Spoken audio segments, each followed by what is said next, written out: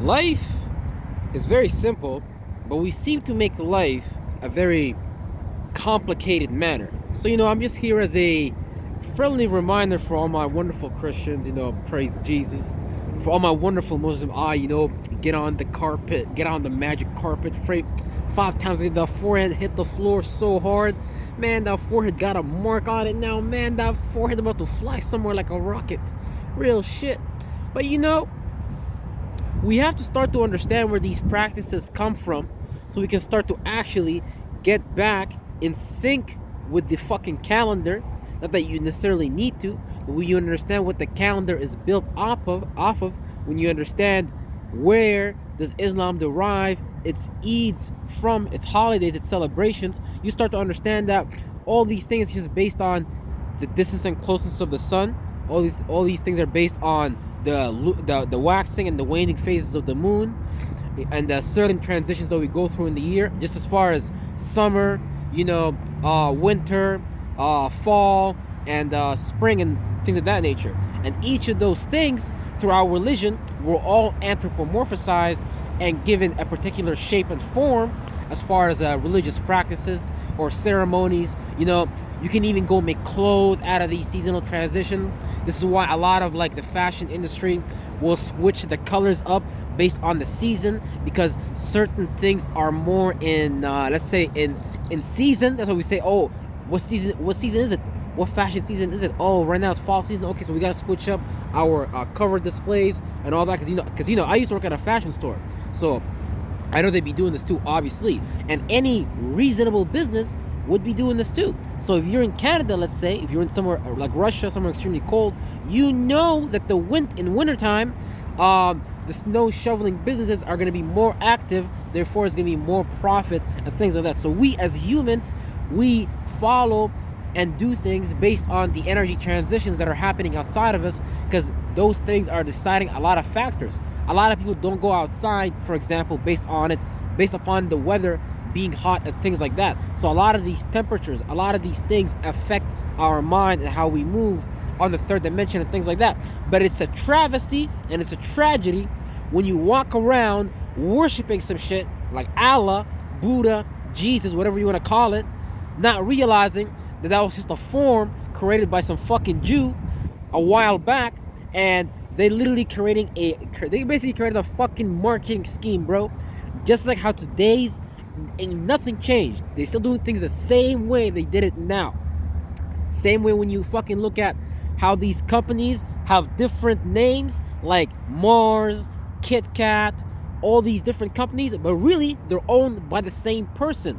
So what I'm here to implore you and to encourage you to do is to look into this further, because really all these things are based on the same shit that we're all observing and we're all experiencing it.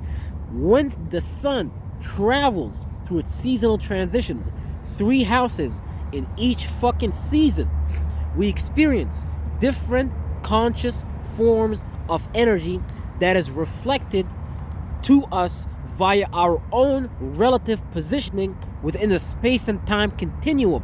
This is why things like astrology, which is really occult stellar theology, which is what basically this Bible is based on. When you look at the book of Genesis, you're looking at spring, the beginning.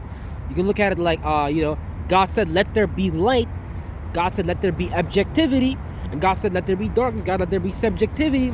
Things that are in the dark, that are unknown to everybody, but yet we all experience it from our own relative positioning, and we all have our own objective way of doing these things. So as a mini body, as a cell within this body, you do things differently based on your biological background and things of that nature, down to your relative positioning when you was born. When you was born, you was imprinted with a particular energy. Your name imprinted you with a particular energy. So if you speak Arabic, for example, you know how to speak more of like the tongue of fire type of shit, like right brain, more type of energy. If you was born in the Western continents and now you speak English, you are more of a left brain person and you understand how to structure things better. This is why a lot of the times the Western countries may understand how to structure technology better and things like that. You have the Eastern countries copying that and shit like that. But the Eastern countries might know how to, what's it called? Live with the right brain, but they do this subconsciously though. Because they're really trying to manage the right brain natures in Islam, and they're trying to use their logic, their mercury, their ability to equalize things, be neutral, to deal with their love, value, and appreciation. Because if you actually understand anything about Islam and you studied where it came from, because the Saracens were practicing magicians from Mount Sinai who brought about this theology, because the Christians or the Catholics, whatever name title they went by then, those founding fathers of the church, they wanted to come to the desert, they wanted to experience this, what's it called? When you're super hot and you lack food and they call it the spiritual state. I forgot what they call it. But they came to the desert to experience that. And these Saracens, who were black, looked at them and they were like, yo, you guys keep impeding on our territory, and that's disrespect. So niggas was getting disrespected, so they had to make a stellar theology to combat they fucking shit. And so these Saracens, if you read the Greek and the Roman literature, you will see that they was worshipping statues of stones with magical amulets, sigils, and things like that. Because why? Because they were anchoring a particular ray of energy. In this case, it was Venus. So in Greek times, it would be Aphrodite. So when you look at these planets going out in the sky, I'm not gonna call them planets. In the Bible, sometimes they call them archangels. In the Quran, Allah calls them the seven heavens, which is the sun, the moon, Mercury, Venus, Mars, Saturn, Jupiter.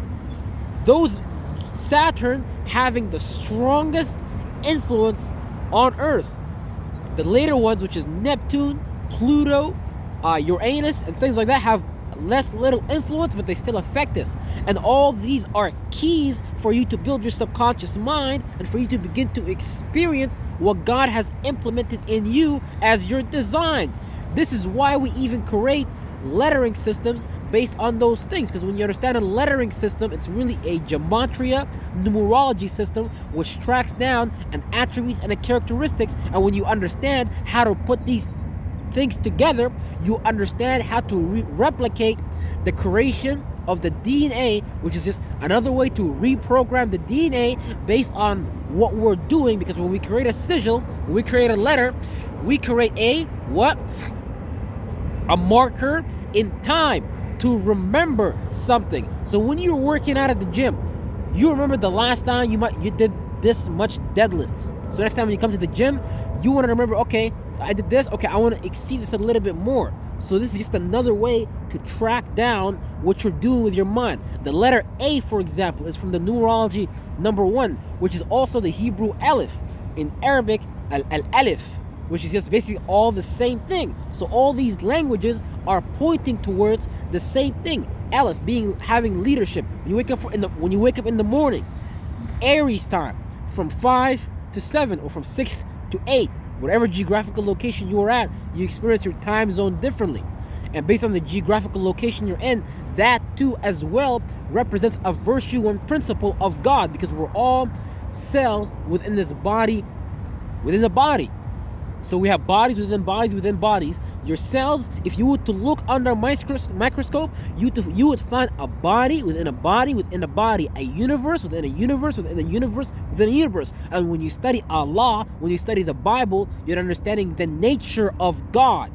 The nature of God has nothing to do with a particular book. So I don't give a fuck if you like Muhammad. I don't give a fuck if you like Jesus. Don't nobody give a fuck. God does not give a fuck about this miniature little small dick males fighting for dominance. Oh, look at this Quran book. It's 500 pages and it's written to perfection. Don't nobody give a fuck. You need to understand how the book was made. It was made based on the natures of God, aka it's a stellar theology about what we're all observing about from our own relative position in space and time. So think about it this way. Each person represents a cell within this body of God. So let's say me, I come from the Egypt, Sudan area. That would be the desert.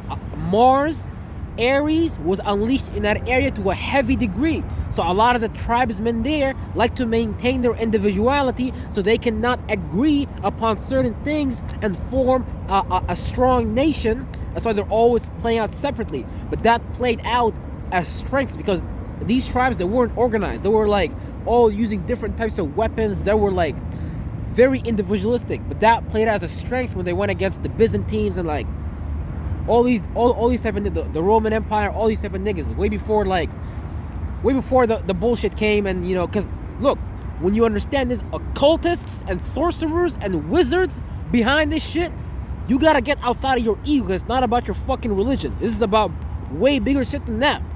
So if you cannot get along with another cell in this being, if you cannot get along with another cell in this being, let's say from Europe or from India or whatever, that's like you saying, that's like you dividing your own internal house. Because when you look outside of you, you're really looking inside of you. There isn't a single thing that you do today that you don't do from the inside of you first. When you hate that person outside of you, just know that that's something that you're dealing with inside of yourself. It has nothing to do with that outside person. So that's why God has to put you here in a smaller body, where really you put yourself here in this body, so you can start to understand the mental cloth that you built over your mind, so you can start to get out of it. So now when you look at your own feelings, some people like to discriminate against their heart. Some people do not listen to their heart chakra. Some people are like, fuck my heart, I don't want to listen to my heart. Something bad happened to me when I was a kid, my heart led me down the straight, or my parents shut down my heart. If you're like me, whatever. If you don't use your right brain energies, you're not understanding the concept of youth, you know what I'm saying, yin, darkness, being like the Hindus, because they were like extremely Luciferian. But that's not a bad thing. That just means they were able to create a lot of forms of lights, a lot of forms of conscious awareness, anthropomorphized natures of God. So when you look at the fucking, Shiva and all these different gods, understand that those are also anthropomorphized natures of God. Shiva is the Lord of the 7 planets. Allah created 7 heavens.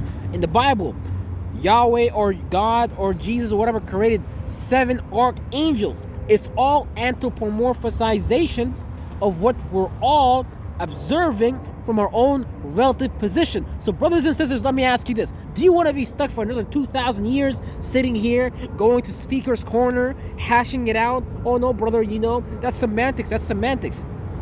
It's called having fucking mental abilities. When you understand the word of God and you understand that you are the fucking DNA, and you can create DNA and you can manipulate your DNA, you can change your DNA just by merely speaking. You know how powerful that is? But you gotta get back to the original nature of the shit and stop getting lost in worshiping the word. The word is just a copy of what we all observe in front of us, guys. Let's stop getting lost. It's 2023. We should be way past this, but people want to stay in their egos, and people don't know how to change, and people want to use this religion as a form of a mental crutch, as a form of a salvation. Man, look, just because everyone around you is doing something doesn't mean that you should do it too. A good example of 2023 was the vaccine. All your trusted authority figures said, yeah, you guys should take this shit. But later on, my boy Justin Trudeau and Fauci, they said, hey, y'all don't gotta take this. We never said that, but you can go back in videos and you can clearly see what they said, because they're playing out a narrative. So stop believing in these narratives, these fairy tales that these Masons are continuing and carrying on so they can rule over your spirits and have you guys docile, like you niggas in Saudi Arabia. You niggas, oh, we need to pray to Allah, we need forgiveness, I'm a sinner. No, forgive yourself. God has already given you all the power you need, but you're still waiting for something outside of you to freaking come and save you. But yeah, my phone is at 1%, man. I'm gonna come back at this later. Y'all have a blessed day, man. But remember, get out of this bullshit. It's all man-made. God is in front of you everywhere. And when you see me, nigga, you've seen the motherfucking Father. You better believe it. You let a nigga like this tell you about your God, and you don't know shit about your God. For real. Come on now, guys. Come on.